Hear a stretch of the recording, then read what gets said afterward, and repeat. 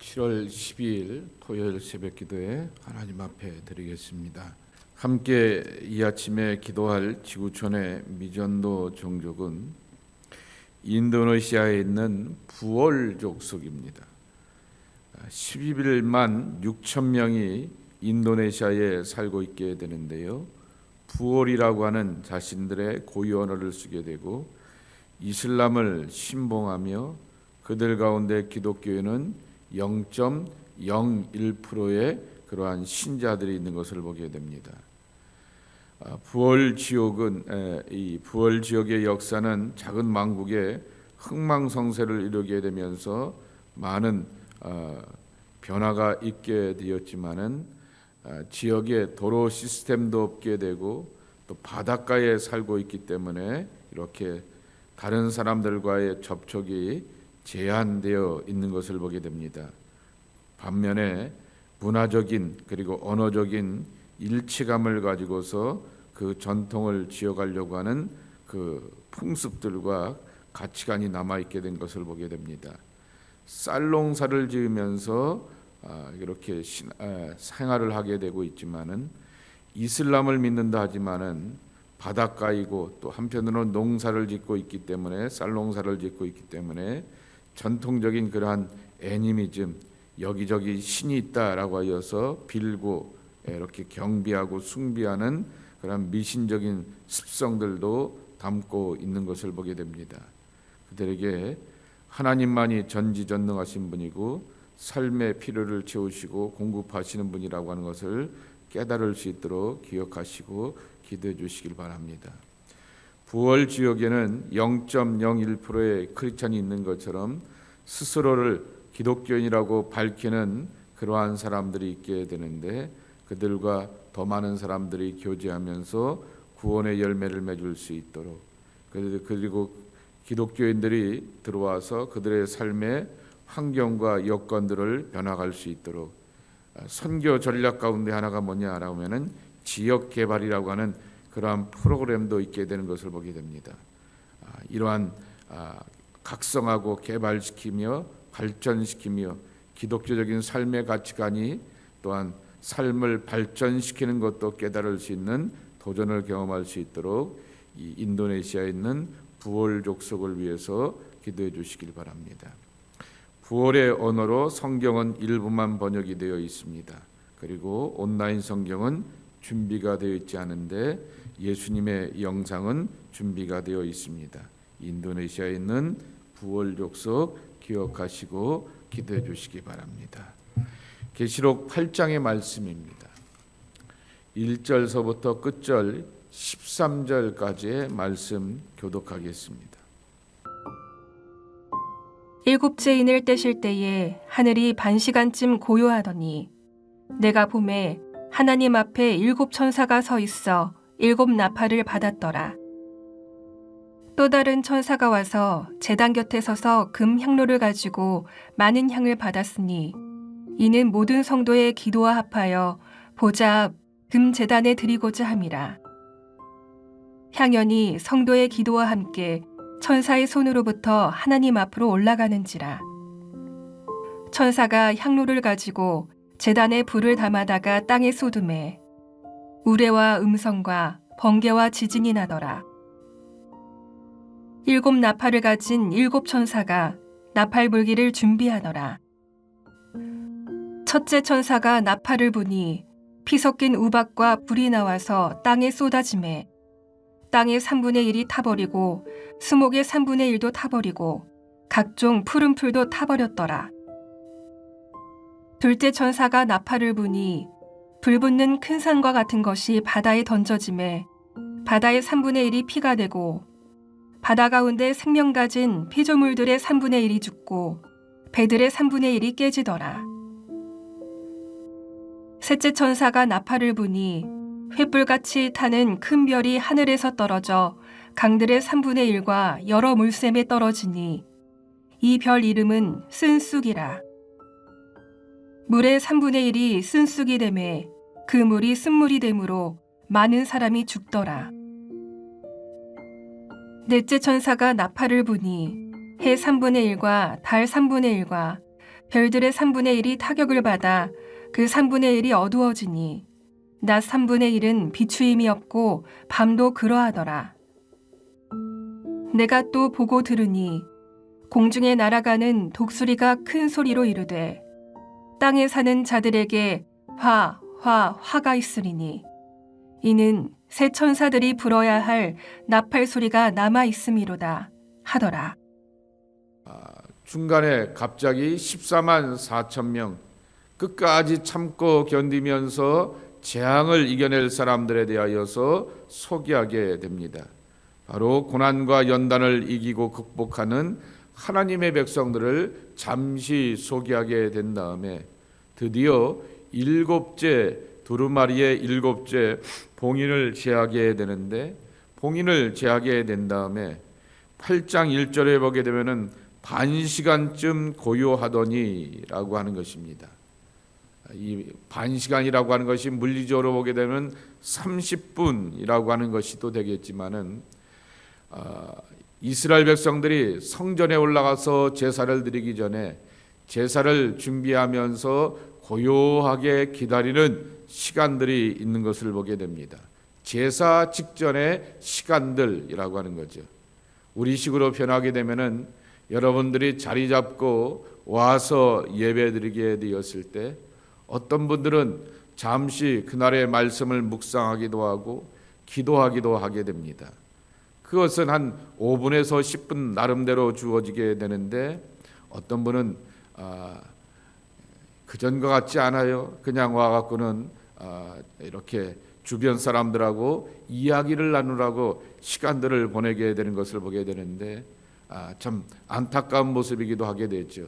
근데 한편으로는 우리 교회 이 라비가 작기 때문에 밖에 나가서 이렇게 교제하지 못하게 되니까 이 안에 예배당 안에 들어와서 이렇게 하는 것을 보게 되는데, 이 8장 1절에 나오는 30분이라고 하는 것이 바로 그 시간을 말하게 되는 것입니다.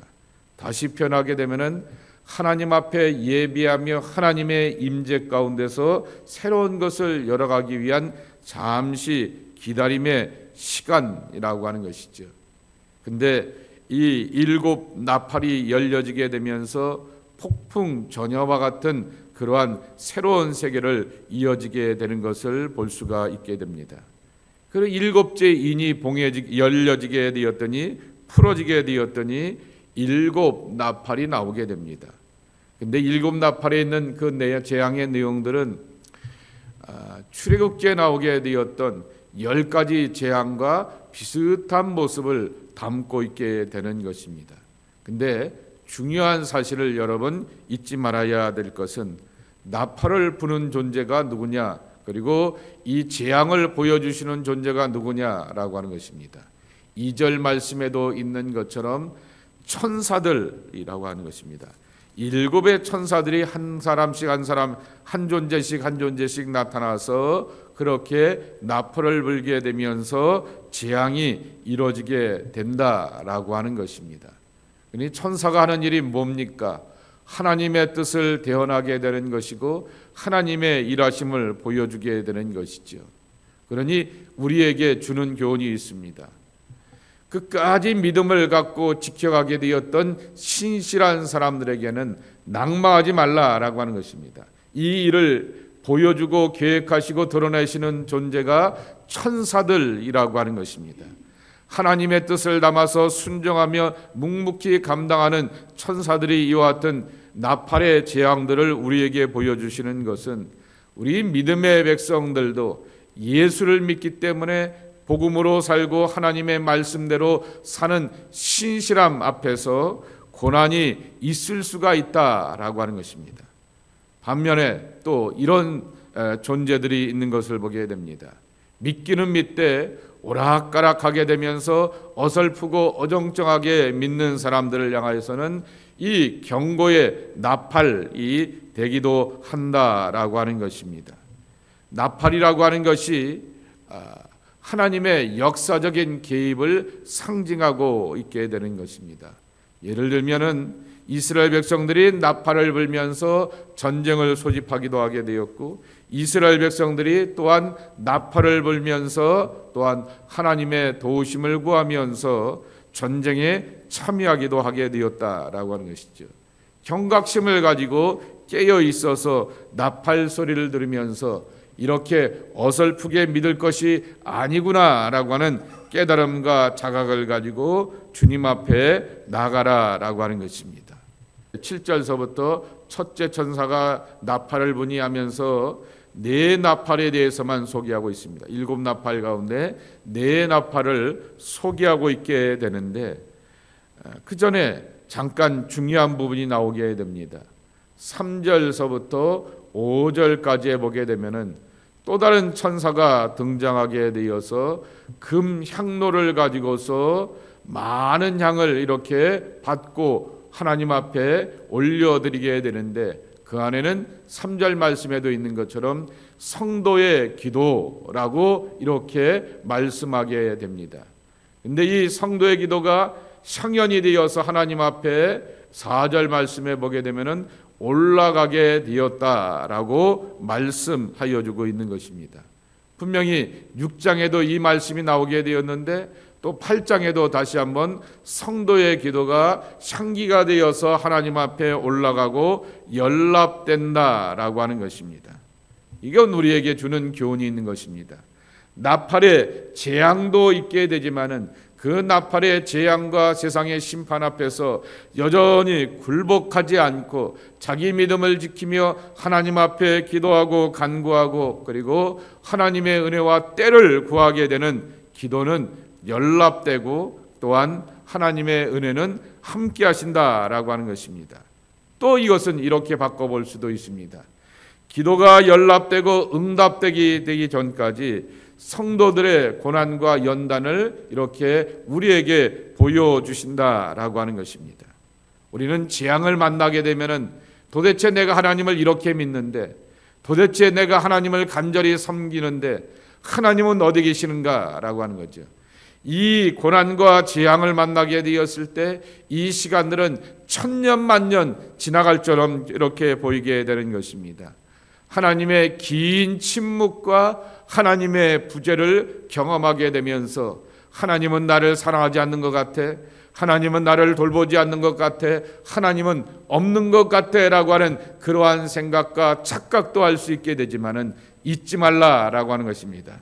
그러한 가운데서도 여전히 기도하며 하나님을 찾고 구하는 하나님의 백성들의 기도는 4절 말씀처럼 향기가 되어서 하나님 앞에 올라가게 되며, 때가 되어서 하나님의 시간은 분명하게 우리 가운데 보여주게 되고, 정확하게 하나님의 시간에 하나님의 계획과 목적 아래 삶의 계획과 응답이 있다라고 하는 것을 들려주고 있는 것입니다. 그래서 첫 번째 나팔 7절에 보게 되면은 피 섞인 우박과 불이 나와서 땅에 쏟아짐에 그랬습니다. 근데 그러므로 인하여서 이 우박이 내림으로 인하여서 수목의 3분의 1, 그리고 푸른 풀도 다 타버리게 되었고 죽게 되었다라고 하는 그러한 말씀인 것입니다.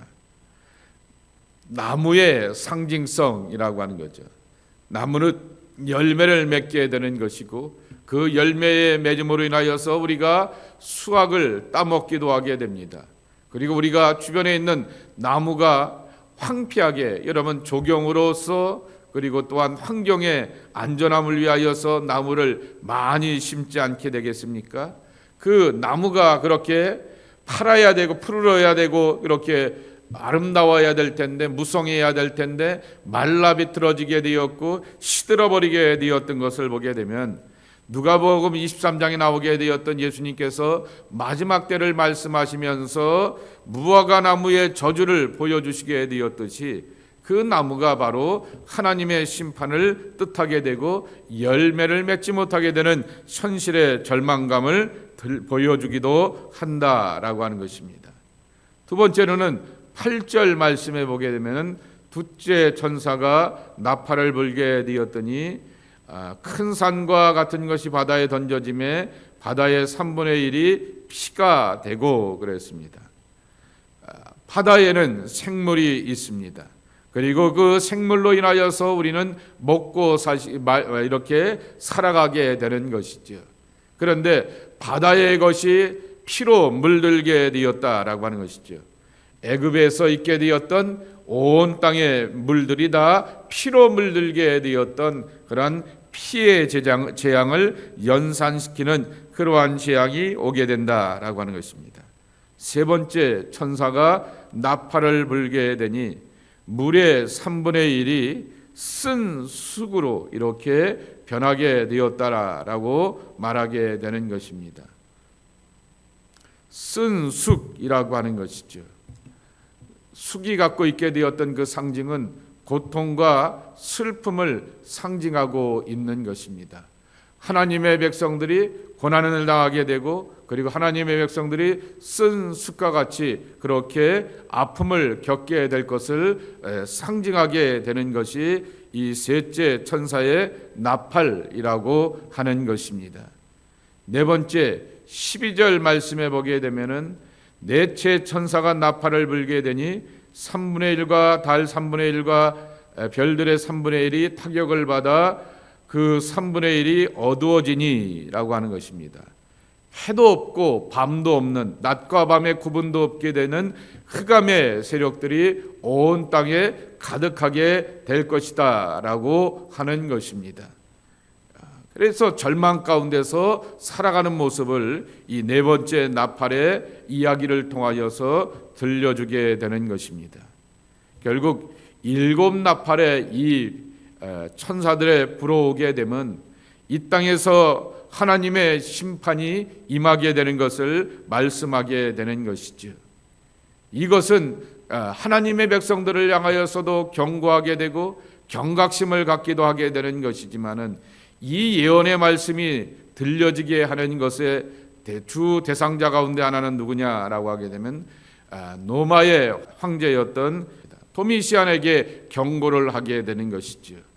마치 바로의 애굽의 황제 바로가 온 세상을 지 맘대로 이렇게 꾸릴 수 있는 것처럼 보이게 되었지만은 모세를 통하여서 하나님이 10가지 재앙을 보여주게 되면서 인생의 주인이 누구냐라고 하는 것을 들려주게 되었듯이 노마의 황제 도미시안이 온 세계에 있는 백성들을 향하여 기독교인들을 향하여 말하기를 내가 너희들의 주다라고 말하게 되면서 Caesar is my Lord 라고 이렇게 말하라고 이렇게 주장하게 되지만은 아니다라고 하는 거죠.